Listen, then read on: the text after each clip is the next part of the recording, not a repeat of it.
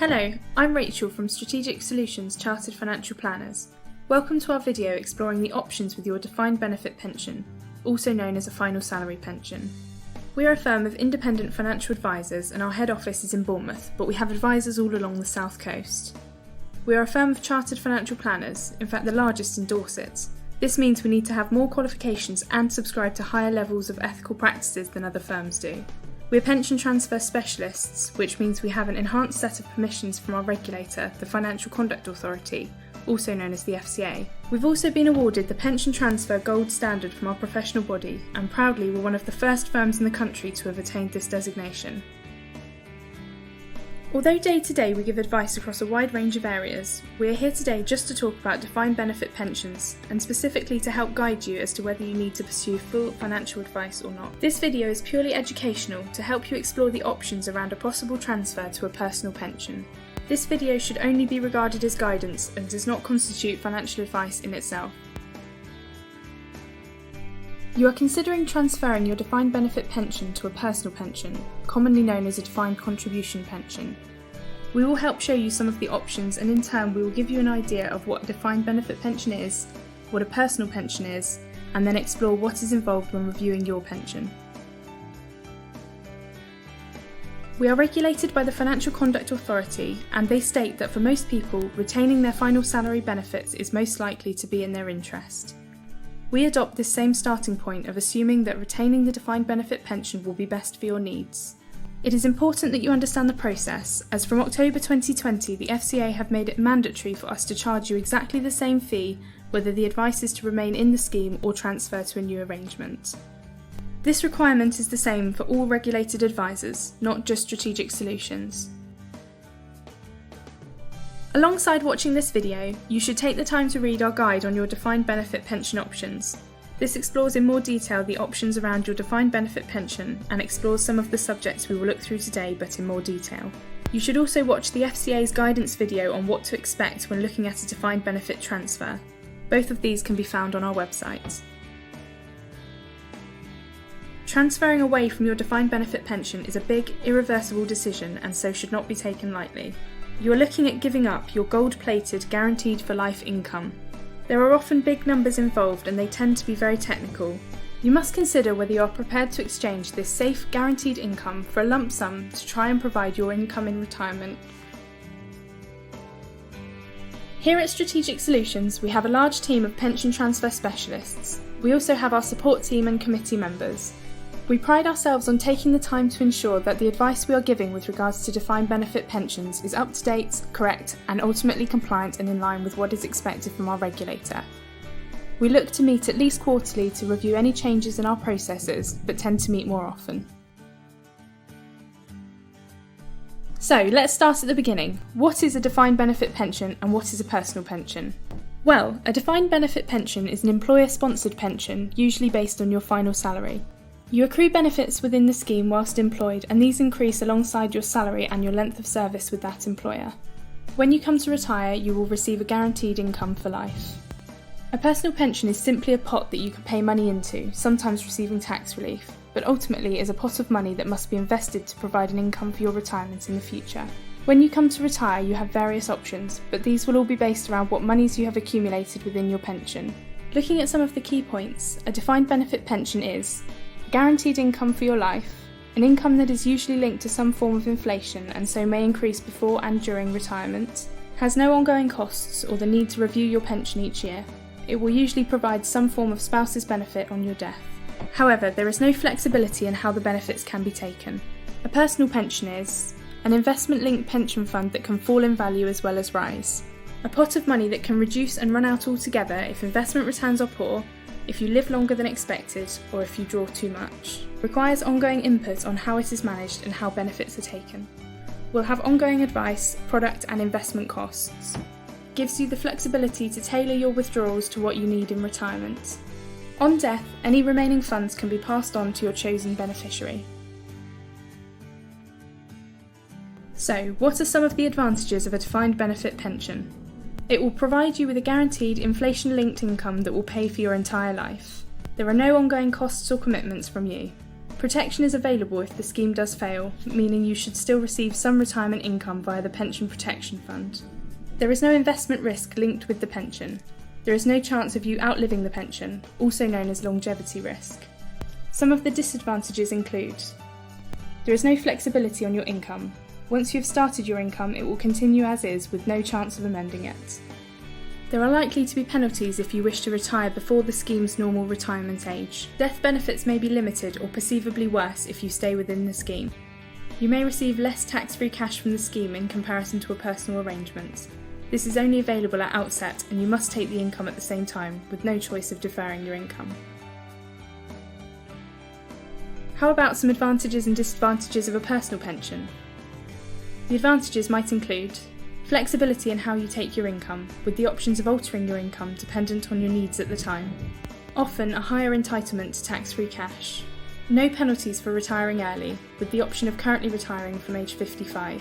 Possibly death benefits better suited to your own personal circumstances. May better suit your own attitude for risk and fit more in line with what you are trying to achieve in retirement. Potential to provide you with a higher income than the current scheme might offer. Some of the disadvantages include: you are reliant on investment returns to provide your income in retirement.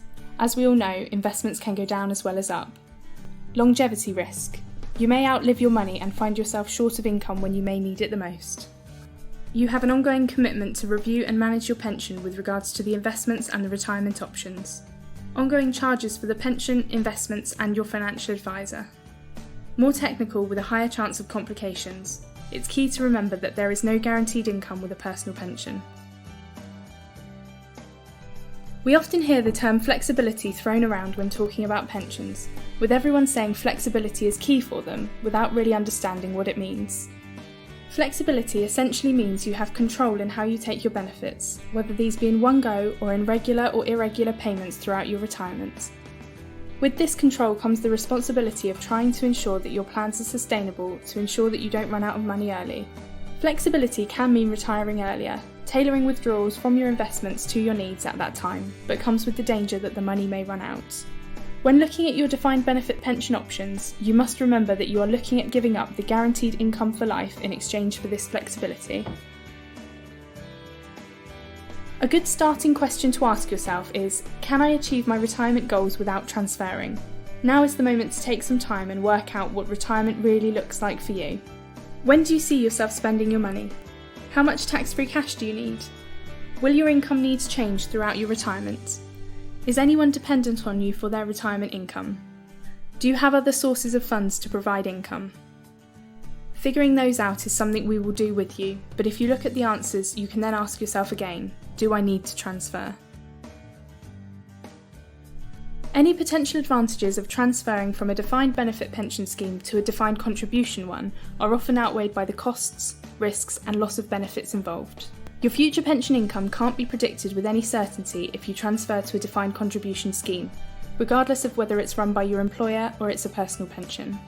With a personal pension, you will give up any benefits you had in the former employer's scheme and become reliant on investments to provide your income in retirement.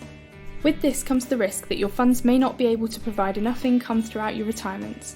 There is also the chance that your income is unable to sustainably keep up with inflation. Staying in a defined benefit pension scheme is not risk-free either. If your employer is still in business, it usually has to make sure the scheme has enough funds to provide the full entitlement to members. But some employers sponsoring these schemes have gone bust, not leaving enough money to pay the pensions promised. If an employer is going out of business without enough funds in its pension scheme, the Pension Protection Fund might be able to provide compensation, but this might not be the full amount of the pension you've accumulated. Another risk to take into consideration is when you come to retire. Most defined benefit schemes include increases on the income with some form of inflation. However, these tend to include a cap on the increase. If inflation is much higher than the increases allow, you could see the purchasing power of your money decrease. An important factor for a lot of people when looking at their options is the benefits available on death. These are different between a defined benefit pension and a personal pension, and we will look at the main details. Defined benefit schemes usually offer a spouse's scheme pension. A spouse's scheme pension is usually based on a percentage of the member's pension entitlement. This pension is taxable regardless of the member's age when they die. On death of the spouse, the pension will usually stop in its entirety. Most pensions also offer an income to the members' children until they are 23 and if in full-time education. There may also be some lump sum benefits built into the scheme. Defined contribution schemes usually offer lump sum and income death benefits. Death benefits are usually tax-free if the member dies when they're under 75. The benefits are within the member's lifetime allowance, and the scheme is informed within 2 years of the member's death. However, death benefits are taxable if the member dies after reaching age 75. The member can nominate anyone to receive these benefits, however this is dependent on there being funds left in the pension to provide this. The better we know and understand you, the more suitable the advice we will be able to give you. So, when we find out more about you, we will not only get hard facts such as your age and occupation, but also soft facts such as your feelings and opinions.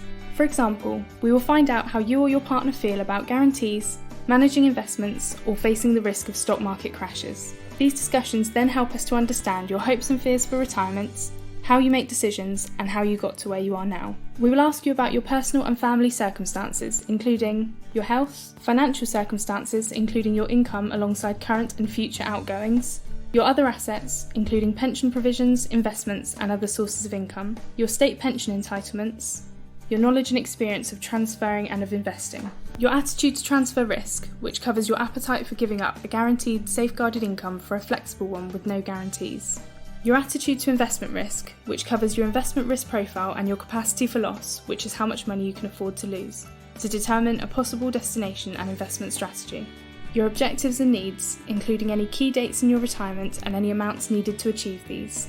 Some of these we will ask you in our meetings, some will be from the questionnaires we ask you to complete. Completing these questionnaires in as much detail as possible helps us in understanding you and what you're trying to achieve now and throughout your retirement. Alongside finding out details about you and your retirement, we will need to ask lots of details around your current pension too. We will speak with your current pension administrator and ask them to provide us with a cash equivalent transfer value, also known as a CETV, unless you already have one. This is essentially the money that will be offered to you to transfer from the scheme and give up any guarantees on offer. We will ask lots of questions about the current pension, including details of how the pension increases and keeps up with inflation, what benefits are available on death, what options are available to you as a member, and what the funding status of the scheme is. If you have one, we will speak to your workplace pension provider and ask them about that arrangement. We will also investigate whether this might be a suitable outcome to accept the transfer. We may also speak to any other providers for pensions you may have to again see if these are suitable to accept the transfer. If you are looking to transfer the funds to your existing pension, we will also ask that provider further details about the pension itself and the investments within this. Our process isn't going to work for everyone. There are a few scenarios in which we won't be able to help someone. For example, if you are what we class as an insistent client.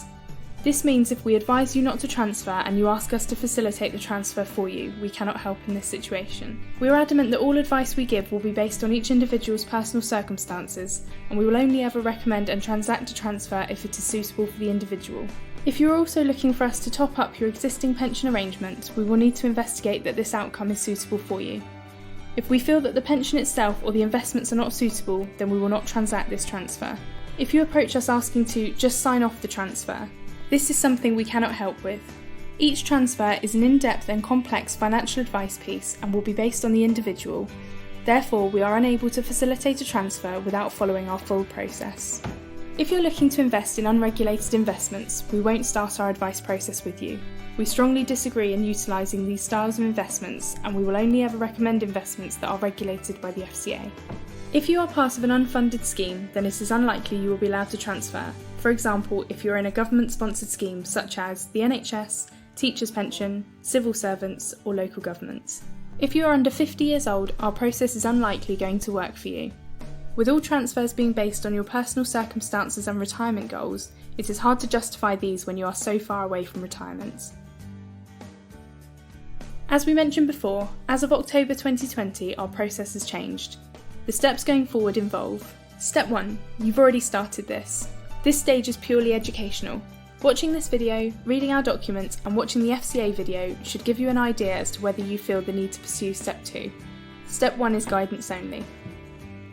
Step 2. In this step we will provide you what we call abridged advice. Here we will find out lots more about you, your circumstances, your assets, your goals and aims for retirement, your thoughts on risk and investments. Based on this, we will give you one of two outcomes and a report to go with this. One will be that we don't think you should transfer and the reasons behind this. The other outcome will be that it is unclear as to whether a transfer is suitable for you based on the information we currently hold. You can then decide whether you proceed to step 3. I must emphasise that proceeding to the next step does not automatically mean that the advice will be to transfer. Step 2 is advice based on circumstances only, not looking at the pension in detail. Step 3 will be a comprehensive analysis of your current defined benefit pension and in turn a possible personal pension that might be suitable for you. At this point, we will request your cash equivalent transfer value for your existing pension scheme.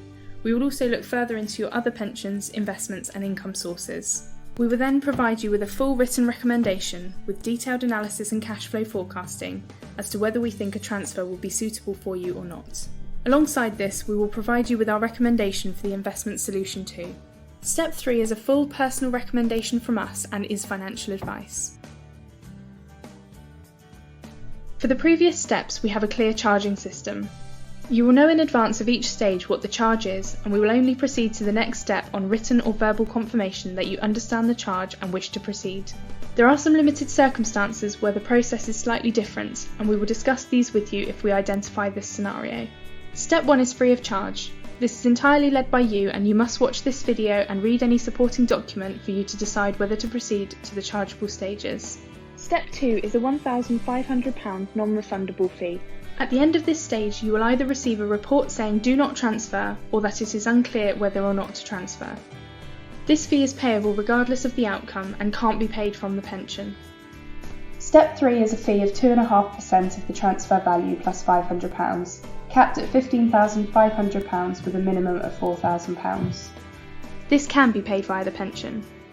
This fee is payable whether the advice is to transfer or not to transfer and is payable either way. To reiterate, you will pay for the advice whether the outcome is to transfer or whether it is to retain the defined benefit pension. We anticipate that the ongoing charges for the pension, investment solution and financial advice will be approximately 2% per annum. However, this will be dependent on the outcome and solution and so will be personalised to you at the appropriate stage. Looking at your options should be an in-depth and thorough process. We want to ensure that you fully understand every part of that process and what may be recommended to you. When requesting a cash equivalent transfer value from your pension provider, you are usually given a 3-month window. This 3 months is the time that the value is guaranteed for. After this point, the value will be recalculated, possibly at a cost to you. When looking at your options, we need as long as possible in this guaranteed period to investigate the transfer value in full, and so usually we would not request this value until after we have started the process. Due to the complexities of the process, it usually takes this time to complete our analysis. If you already have a transfer value, you must let your financial advisor know in advance. Hopefully this video has helped you understand what is involved when exploring your defined benefit pension options. When considering a transfer, there are some key questions you need to ask yourself. Do I really need flexibility? Do I understand what this means to me? Do I know what retirement looks like for me? What do I need to achieve this? How important is it for me to retire early, even if this could mean running out of money later in life? Why do I want the higher amount of tax-free cash that a flexible arrangement could offer me? Why do I want to draw out higher amounts of income in the early years of retirement? How comfortable am I with the risk of running out of money in later years and having to potentially rely on state benefits if I have drawn higher income from my pensions in early years? To what extent am I prepared to live on a lower income so that I can leave assets to my children? The big question is, do I need to transfer away from my guaranteed income in exchange for flexibility? If you wish to speak to us regarding your options, please do get in touch.